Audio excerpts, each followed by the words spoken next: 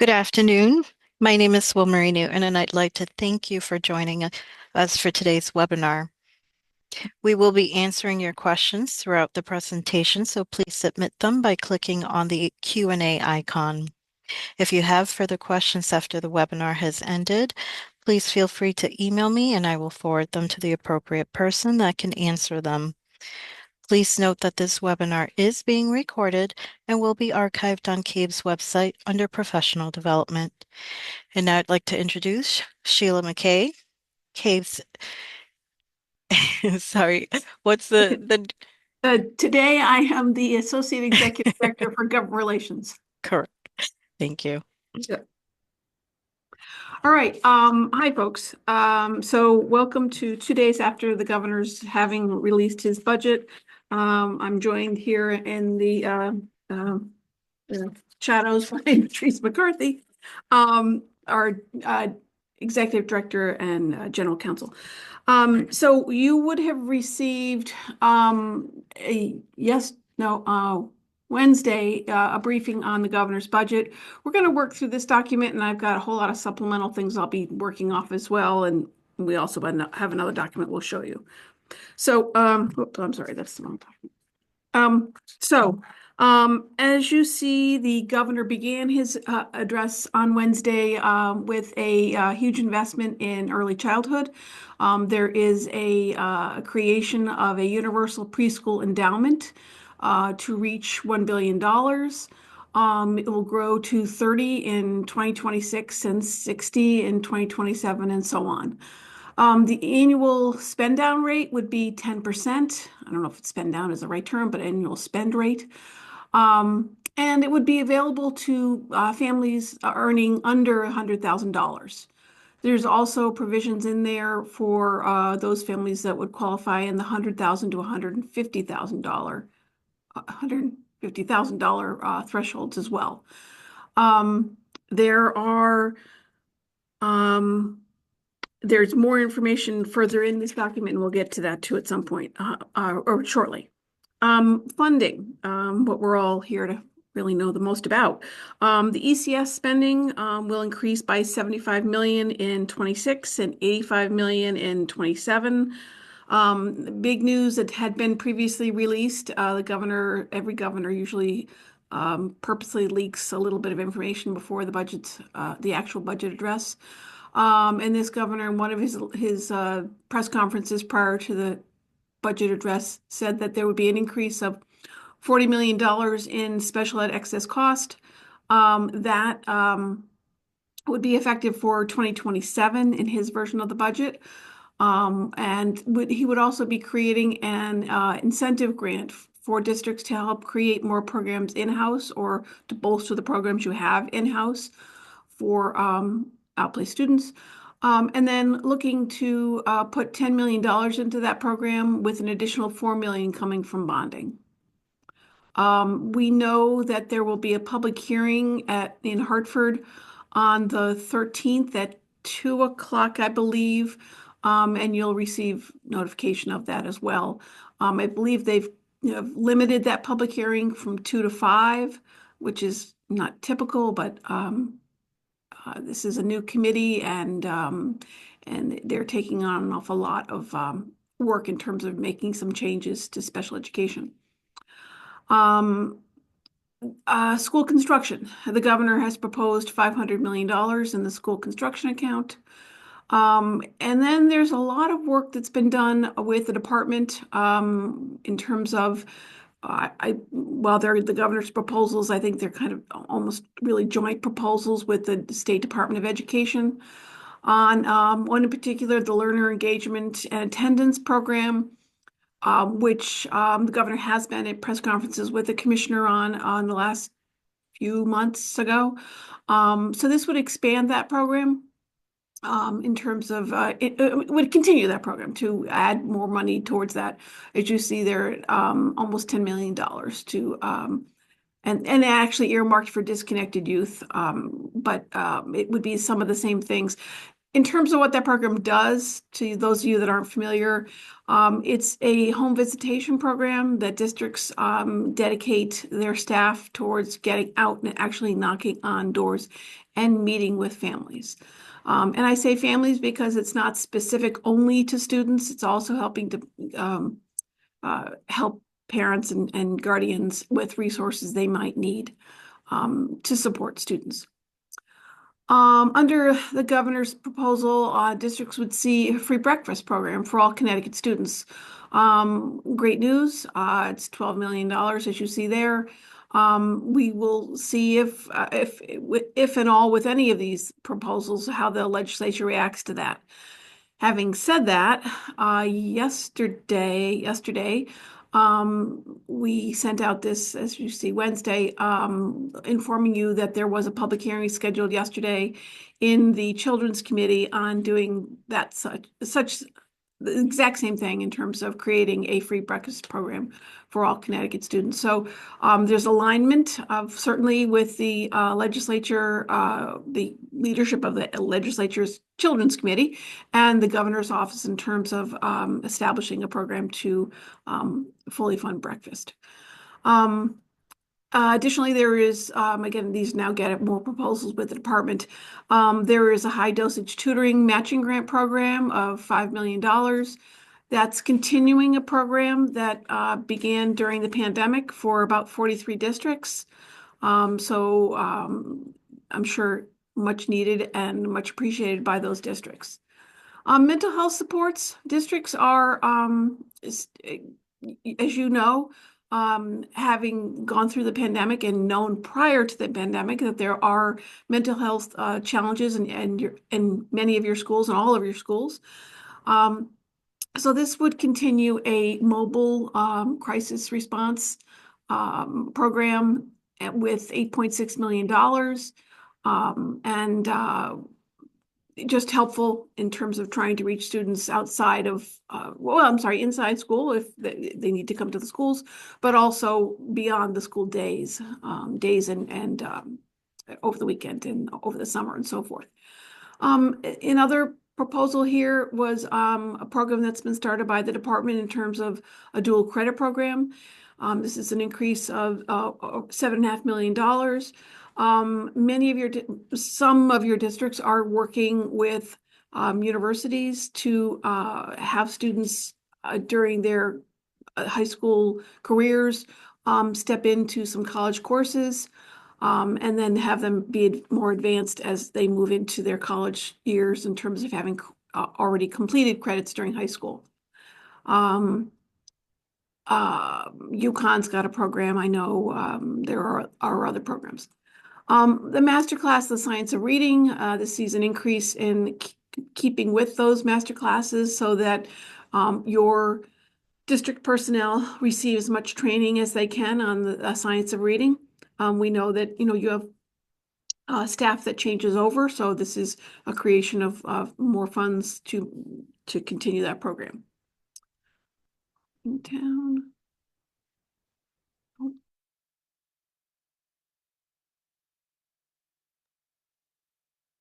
Sheila, you've muted yourself. There we go. All right, so there, I'm gonna just go here.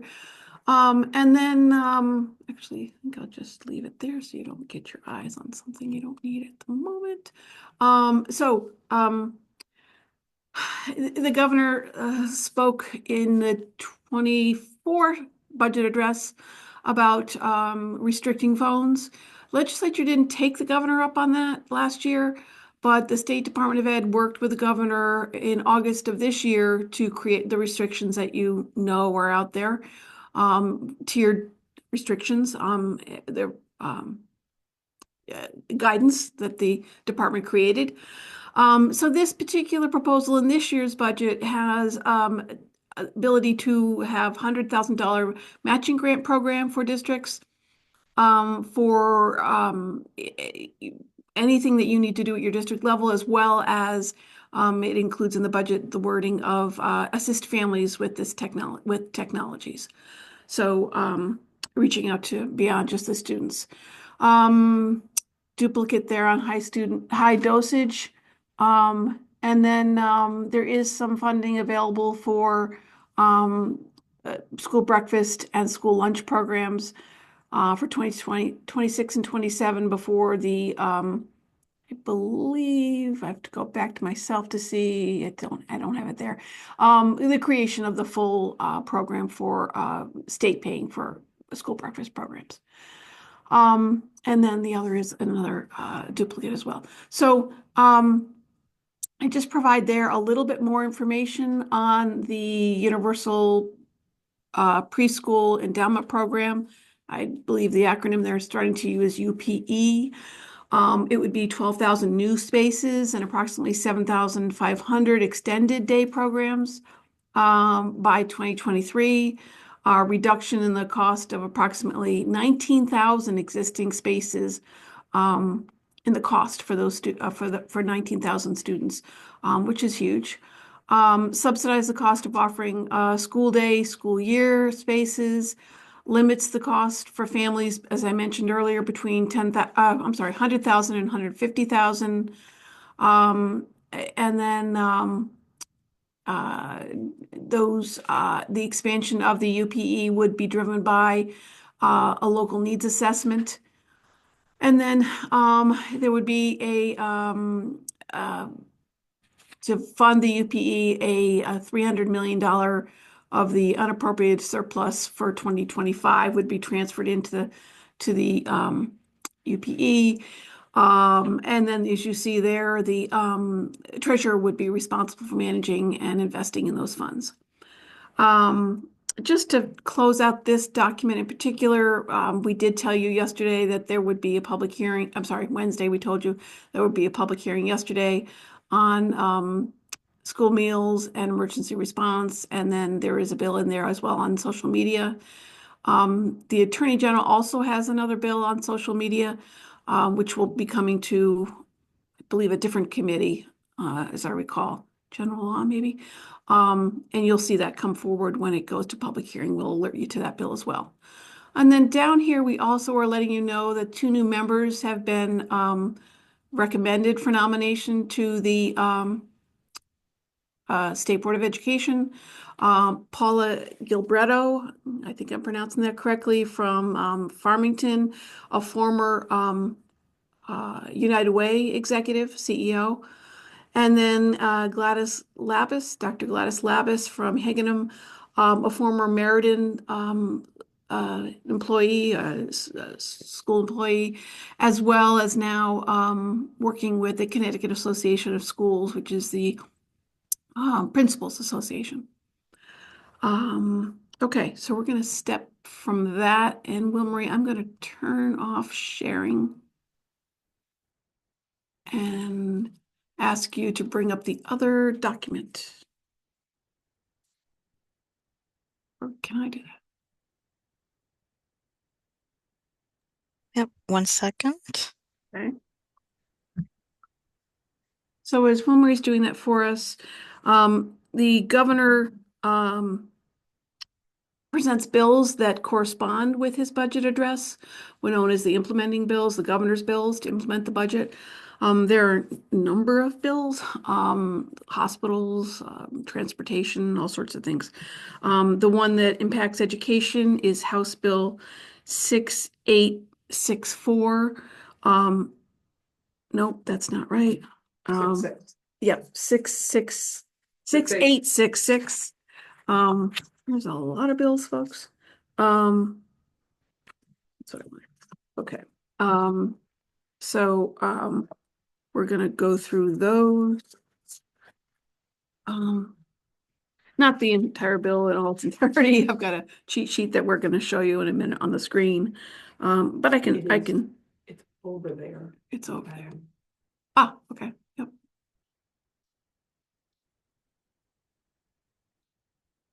Oh, there we go. Okay. I press.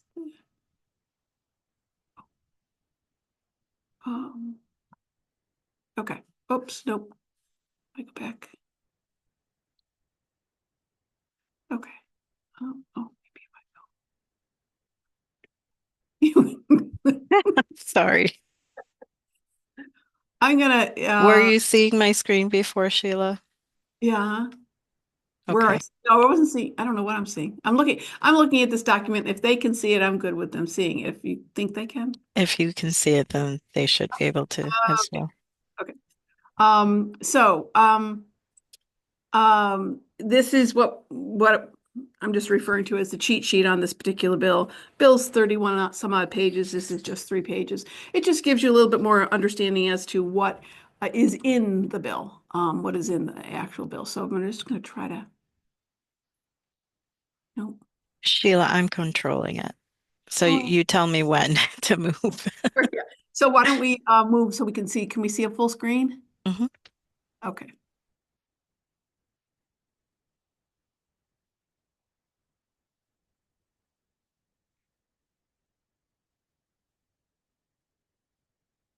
For those of you that are new to this process, strap on. It's going to be interesting. But we did do, as we have done for a number of years, a webinar on lobbying 101 in terms of how to navigate the state's website. This particular part of it is on the governor's side of the website, or governor's website versus the CGA, the Connecticut General Assembly's website. So we're looking at, as I say, the cheat sheet, and I'll just start here. Pretty much every year, in Section 2 of this particular bill, the governor and the legislature as a whole cap the adult ed and health and welfare services for private pupils, their transportation, and the grants that go there. So we will see if the legislature makes any increases there, but those are standard grants that are going out to outside of traditional K-12 public education. The governor did say if in establishing the increases in ECS for the underfunded districts, if your district sees an increase of more than $100,000, they would want to see the department would want to see a plan to see how you would be spending those funds. It's a increased level of accountability for approximately 72 municipalities that would see that increase. Um, they would be establishing a matching grant program on personal technology, which we did talk about. And there's a continued funding for LEAP, which we did talk about as well, in terms of an increase of funds. In terms of the magnet schools and the VOAG school operators, they would be in talking about the methodologies in terms of funding their students that get out that go to those schools. They're talking about tuition in terms of inflation, the ability to tie any increase into inflation and adjusting that tuition.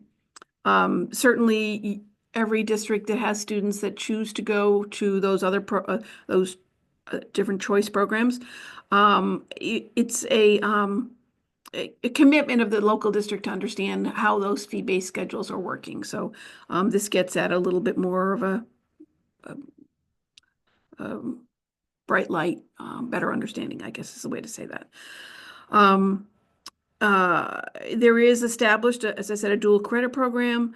They are looking to make sure that this would help high need, high achieving students to gain college credit during their high school years, as I said. There is established a competitive grant for a student support grant program administered by the State Department of Ed, which would support for a variety of before and after school and wraparound programming on a competitive basis. And it's a $12.6 million grant, and it reallocates funding from 6 other different existing grant programs, and does boast an achievement of 1.9 administrative savings. There is established, as I said, a high dosage tutoring, which will continue. which began during the pandemic. Well, moving on, of note, it would reduce the state's share of the TRB retirement costs and municipal health subsidy from 1/3 to 1/4 for the biennium. It says here in black and white that this would absolutely have no impact on retirees or their share of the health plan premiums, and that's that. There's also of note too, this would permit the Office of Early Childhood within available appropriations to allocate early start funds to Head Start on housing beginning in 2026. And we're encouraged to see that there would be more stability for students in transient situations, or potentially could be more stability. We'll move on from there. So I have other corresponding comments to make in terms of some of the reasons that bills have moved forward in terms of just additional information. We did talk about much of the governor's implementing budget. I don't know, I'm just going through to make sure I've made some of my points. I think I'll not use that document. We did get notice from an email from a group that we work with, the School State Finance Project. I'm sure most of you are familiar with them. I just want to highlight a couple of things that they made mention of that certainly we understand as well. The education cost sharing formula would, the way the governor's proposed it, would complete the phase-in formula, which was a 10-year proposal set down in 2017 during a bipartisan look at the education cost sharing formula. It would, they had a schedule set for overfunded, underfunded, and this completes that that process in terms of the commitment of that process. So that would mean that overfunded towns would receive, start to receive gradual decreases in their ECS. Beginning in 2026, we did talk about school districts would be required to use any increases in ECS to support classroom instruction, and specifically in the bill, it does read that this would be on chronic absenteeism, student disengagement, and academic recovery. Again, would have to be submitting a plan to the State Department of Education. I think we'll move beyond. Yeah, we'll move beyond that. In terms of other bills that are supporting the governor's budget address in terms of where it intersects with some of the education needs, there is a in House Bill 6864, there is a transfer from IDEA of $1 million from SDE to OEC, Office of Early Childhood for birth to 3 in 26 and 27. There is some change to the municipal revenue sharing fund, having that merge with the student support fund. There are changes to the priority school district allocations for priority schools in terms of extending school building hours and school accountability. In House Bill 6865, there were, we'll see, there were they must align with the governor's workforce council membership with federal requirements. And then again, as I said here, continue to provide funding for the municipal revenue sharing fund.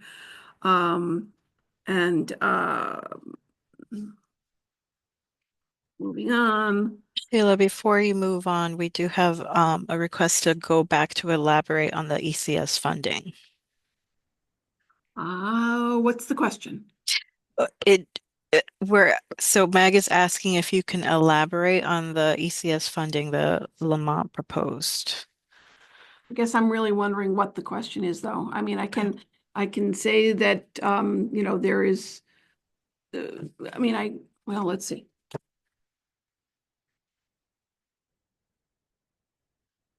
Portland will be receiving in 2026 4.9 million, and in 2027 4.9 million.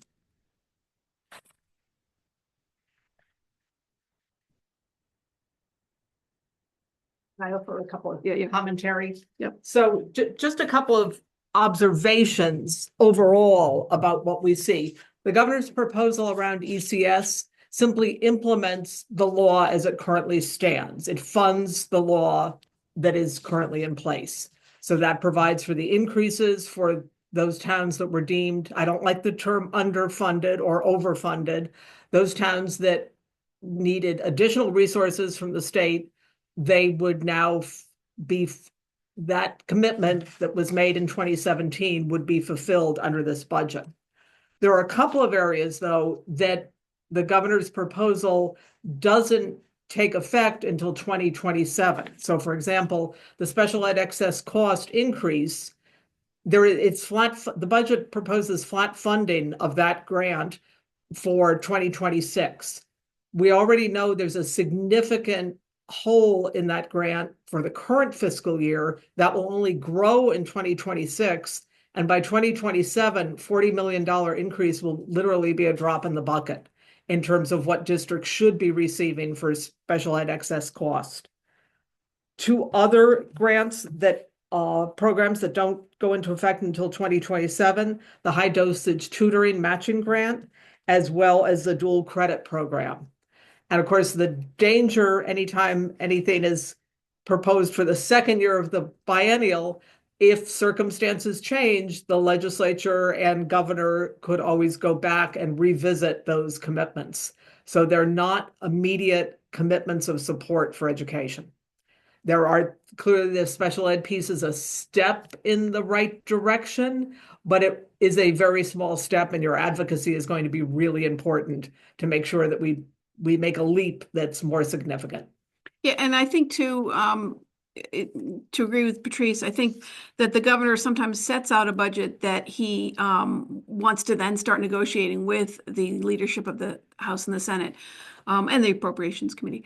In terms of, yes, he may have made those commitments in 2027, but they know well that they'd like to start making those commitments in 2026, and that's where the negotiation process starts. Now, they may not be able to do that on all fronts, but it is, as soon as this address is over by the governor, as soon as it was over by the governor on Wednesday, this became a budget in the laps of the Appropriations Committee. I'm sorry, in the laps, in the hands of the Appropriations Committee. So we will start that process with them as well. And the Appropriations Committee public hearing is scheduled for February 20th on the education portion of the budget. The public portion of that hearing starts at 3 p.m. Yeah, and the agency's briefing is at 1 o'clock. They have an hour with the Appropriations Committee. If you have somebody that represents you that serves on the Appropriations Committee, start asking them questions, start asking them to ask questions. If we can get better understanding from the department and through OPM, Office of Policy and Management, as to their commitment on some of these funds going forward, and what it might take to make some adjustments to what the governor's proposed to move things to 2026. You know, they are the people that we can start asking these questions of. And a number of you, the Appropriations Committee is some 40 odd people. So a number of you do have members that serve on the Appropriations Committee. And I'll also make a plug, as I do almost every time I talk in public to boards. If you haven't had an opportunity to have your members in front of you at your local board meeting, do. This document's now public.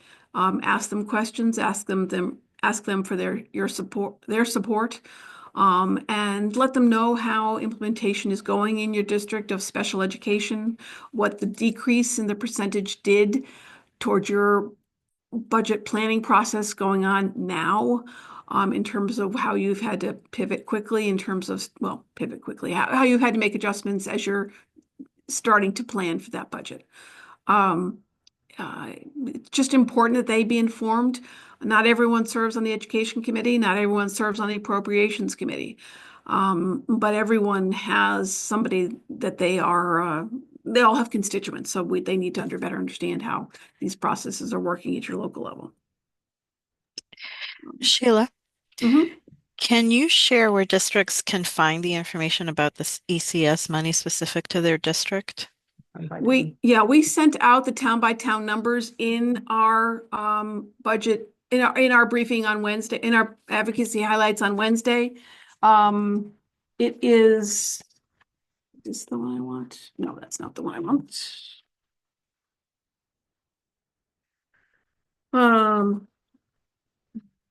It's not, it was here, it's not here. Why don't we say we will resend this today Yeah. and make sure the link is in there? Yeah, we will do that. Yeah, we will certainly make sure we do that. That is more than public information, so we'll make sure you get that. In terms of just finishing up some additional thoughts. Let's see.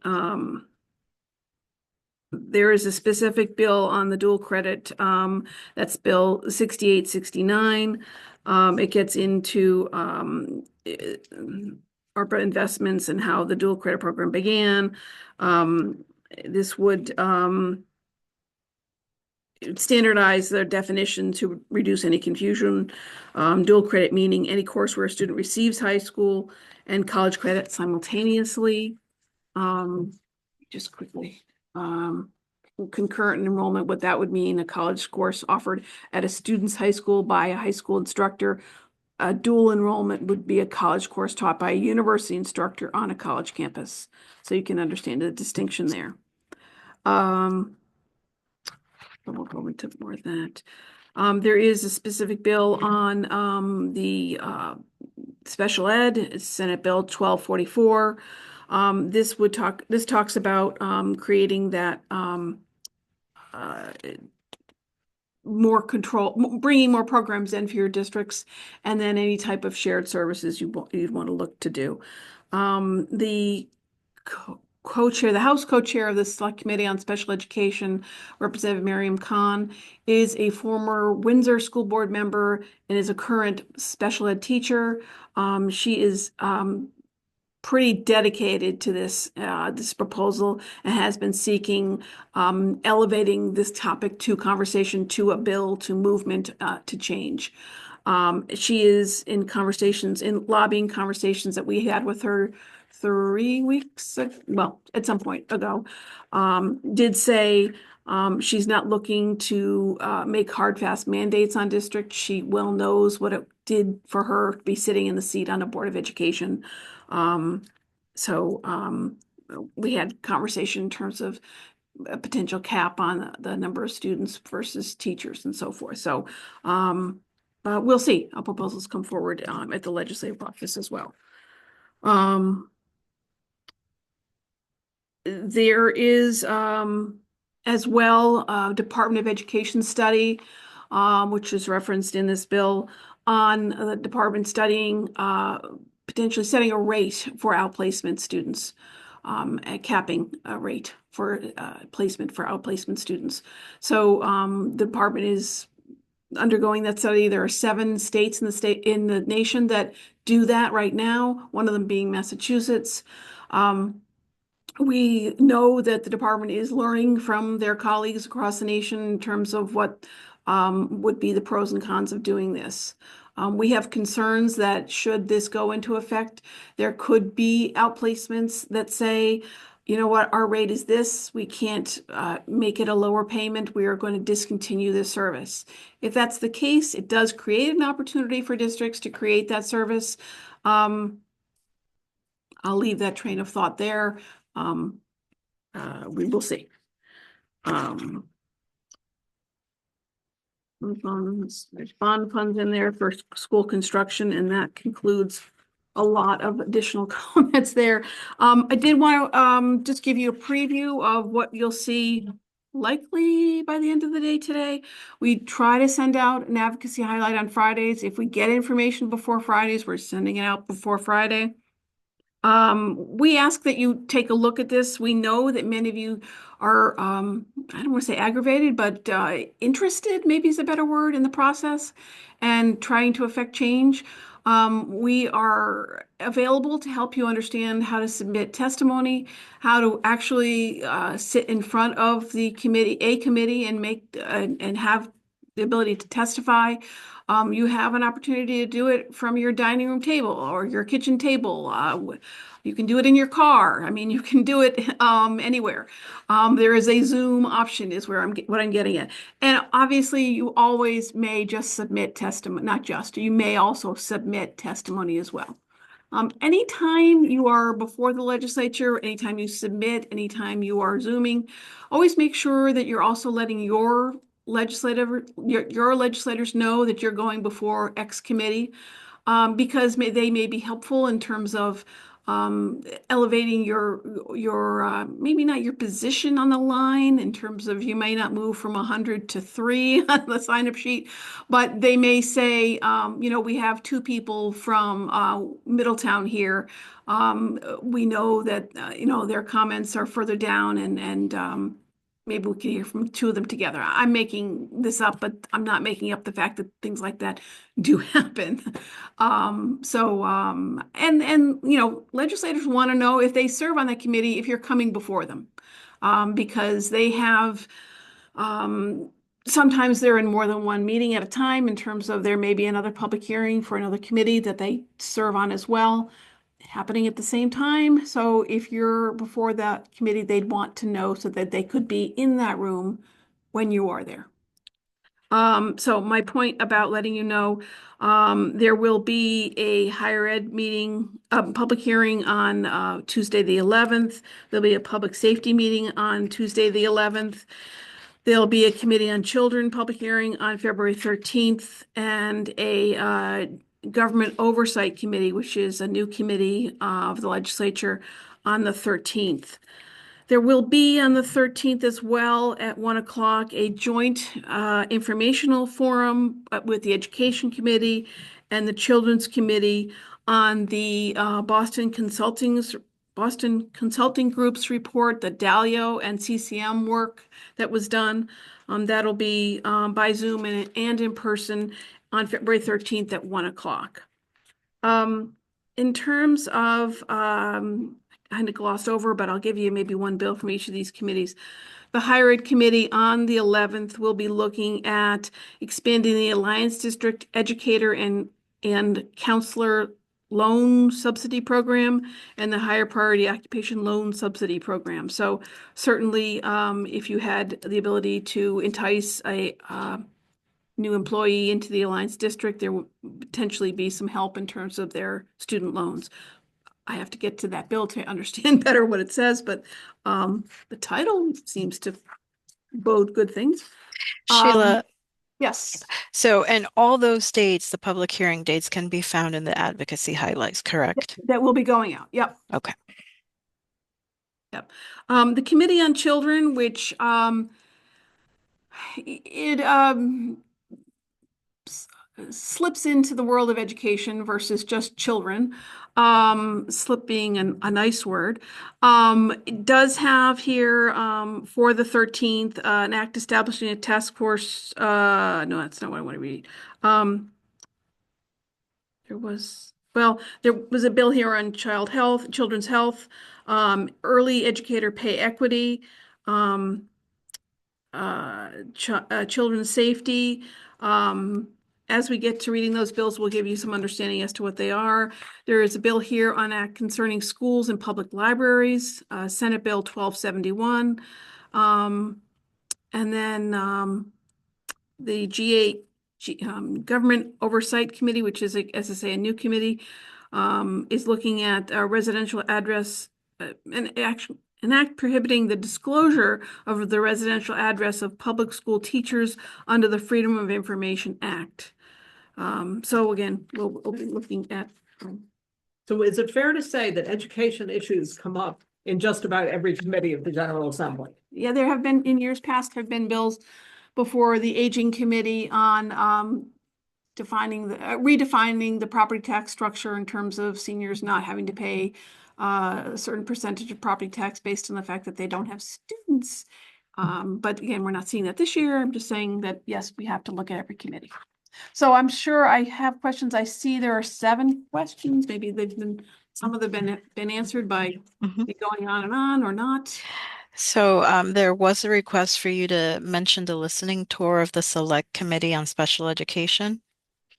Um, Yeah, so there is, um, I believe a public hearing next Tuesday, and I don't have it in front of me as to where that one is. I think it's in Norwich, and I believe it would be from 5 to 7. These are listening tours, and they are a dedicated time from 5 to 7.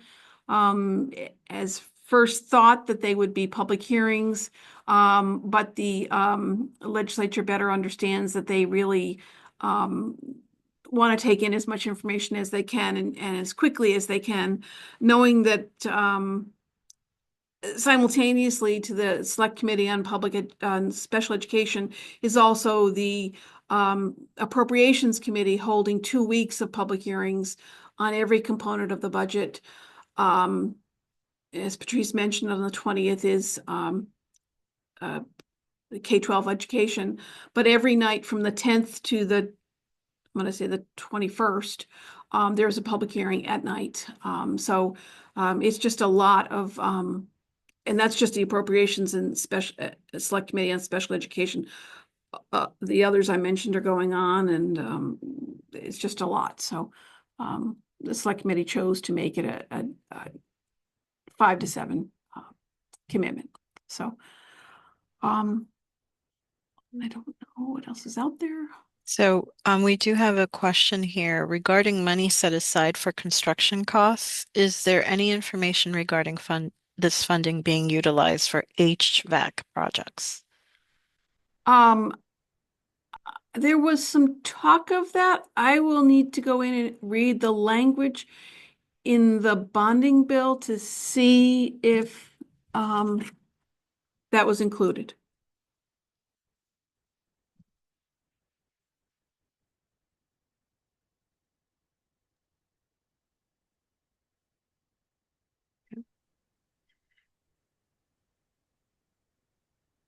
Other questions, Will Murray? Yes, and so someone is asking how they can get added to the advocacy highlights communications.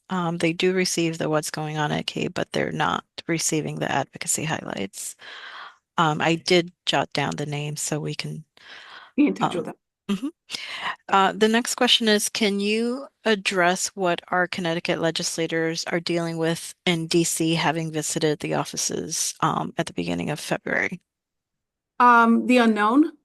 I think while there have been many proposals come forward, we don't know how many of them will go through the court system, how quickly those decisions will be made, what the actual priorities are. There are many priorities of the Trump administration. So there were conversations around, potentially having a special session if there need to be in the state of Connecticut in terms of the impact of the loss of funding for title whatever grants for all the many of the federal grants, maybe not all of them. Patrice, I would be. Yeah, I would say the mood in the offices of all of our members of Congress and their staffs remains very supportive of public education, very interested in partnering with us to make sure that we maintain the protections that are in place for staff and students. And obviously, on the financial aspect of federal support for public schools, no one is particularly optimistic. It's much more a focus on can we maintain what we have at this point? but they did appreciate our visits because I think even when people agree with you, they need to hear like-minded people expressing the same convictions and support for our public school students. Yeah. And, to that point too, when we were in some of the offices, and we will do this, they want to know the impact this would have. So I would encourage you to be in touch with your congressional offices, and we're going to contact a few of you to get some data to be able to send. We know that we send out a survey, not everyone can respond, so we'll work the best we can to get the data to them. But they need to understand the impact, what this would do. We do know that Lee Goldstein, who was with us, who's our federal chair, who was the chair of the Westport board, said that she knows that there are many parents that are I'm trying to think of the best word to say, but are more than concerned with changes that could be afloat for LGBT students. The DEI programs. This is a concern to them in terms of their supports that they receive at school level, where they feel heard and seen, and have the ability to have a safe place.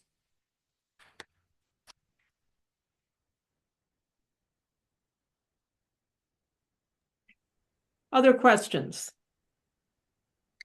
Not at the moment. All right, we'll do a good educator 1-minute wait time. Yeah, and I'll add in, do take this as a great opportunity for you to testify on the budget on February 20th.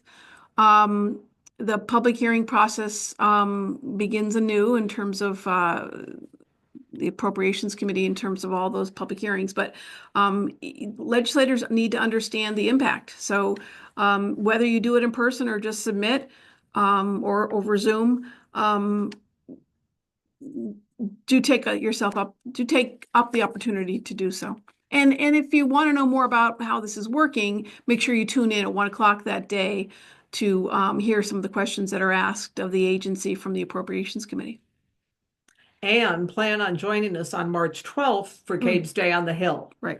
My message this year is, if you've been to Day on the Hill before, bring a colleague from your board with you this year.